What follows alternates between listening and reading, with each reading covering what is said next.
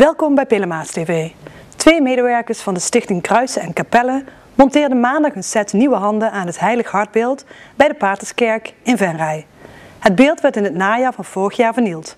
De stichting is op zoek gegaan naar een duurzaam materiaal om vernieling te voorkomen. Het heeft een tijd geduurd voordat het heilige beeld zijn handen weer terugkreeg. Daar hebben we al die tijd mee gewacht vanwege het slechte weer als het nat is. We willen ze het proberen aan te maken met de twee componenten spullen. Hecht dat nooit.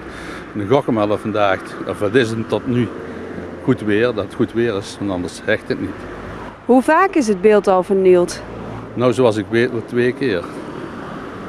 Ja, dan verder weet ik het eigenlijk niet zeker. En waar zijn die nieuwe handen van gemaakt? Die zijn van kunstharts gemaakt bij de stichting Kruisen en Kapellen. Van de oude hand hebben ze een nieuwe mal gemaakt.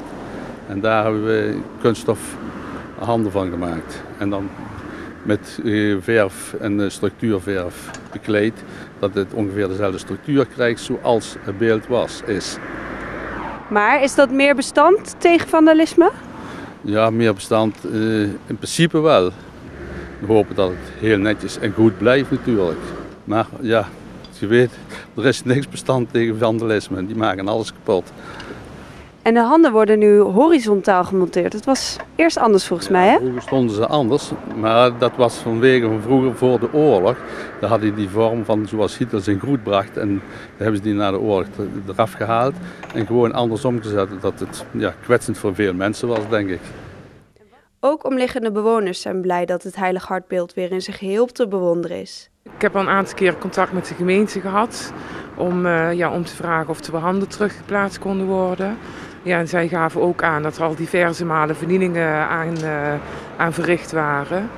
En ja, nu is het dan voor de zoveelste keer weer zover dat Kruisen en Kapellen de nieuwe handen gaan plaatsen. Het is weer een mooi uitzicht. Ja. Ik zei net al tegen de mannen, kan het beeld niet een kwartslag gedraaid worden naar mijn huis toe. Maar dat ging helaas niet. Maar wel heel erg blij dat er weer handen aan zitten. Lef, humor, handigheid, actie, uitdagende hindernissen en spectaculaire uitglijders. Wipeout Venray wordt dit jaar door Juniorkamer Venray op zaterdag 25 en zondag 26 augustus in het centrum van Venray gehouden. De opbrengst van Wipeout, een initiatief van Juniorkamer Venray, is bestemd voor een logeerhuis voor mensen met dementie. Pelemaas TV schroeft het aantal uitzendingen in de maanden juli en augustus terug. De zaterdaguitzending vervalt in deze 2 vakantiemaanden. Vanaf september start Pelemaas TV met een nieuwe programmering. Hierover leest u en hoort u binnenkort meer via Pelemaas en Pelemaas TV. Pelemaas TV besteedt in de komende weekenduitzending onder meer aandacht aan de Gildefeesten in Gijsteren, die afgelopen weekend in het dorp werden gehouden. Centraal in deze reportage staat de Gildeparade.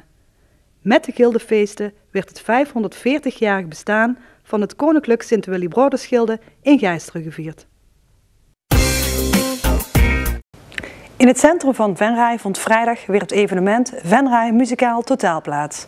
Overal klonk muziek, er waren veel mensen op de been en veel winkels waren enkele uren langer open. Gelukkig speelde het weer het spelletje ook mee. Het zonnetje kwam af en toe nog even achter de wolken vandaan en daar hoopten natuurlijk alle deelnemers van Venray Muzikaal Totaal op. En dat waren er heel wat. Er spelen vanavond zo'n 40 tot 45 bands. We hebben het geluk gehad om weer zo'n 80 aanmeldingen te hebben. Dus we hebben weer helaas veel mensen moeten teleurstellen. Het goede nieuws is dat er heel veel animo over is.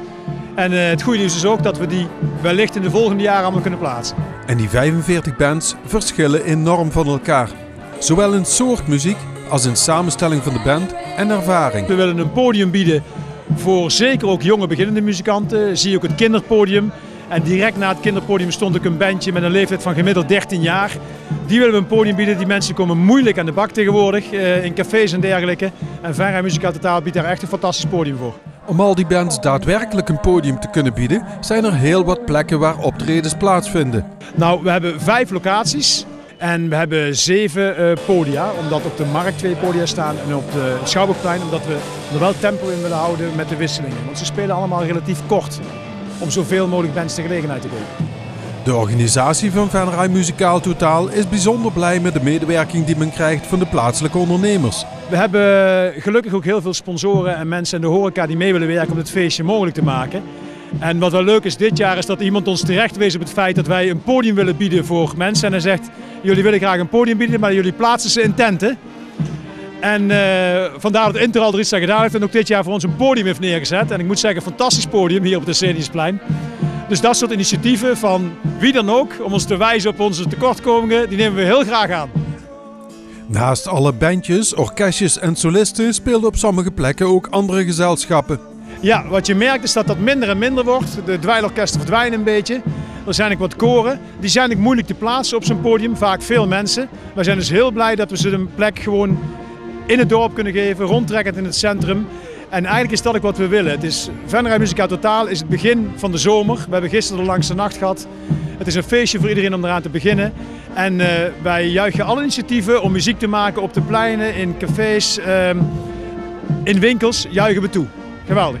Misschien dat Venray dan de titel muzikaalste binnenstad nog in de wacht sleept. Maar de organisatie zal dat nog flink moeten uitbreiden, terwijl er nu al honderden vrijwilligers mee bezig zijn. De organisatie, dat zijn de vrijwilligers die er zeg maar het jaar door mee bezig zijn, maar de presentatoren horen er ook bij. En zeker ook de muzikanten, want die treden allemaal vrijwillig op. Dus ik zou willen zeggen, de organisatie bestaat uit dit jaar rond de 400 man. En doet het mannenkoor mee en transparant, dan zijn het tegelijk 600, 700. Maar we hebben heel veel vrijwilligers. En daar horen dan ook de dansers en danseressen bij. Op naar de 17e editie van een totaal muzikaal Venray. Nou ja, totaal muzikaal?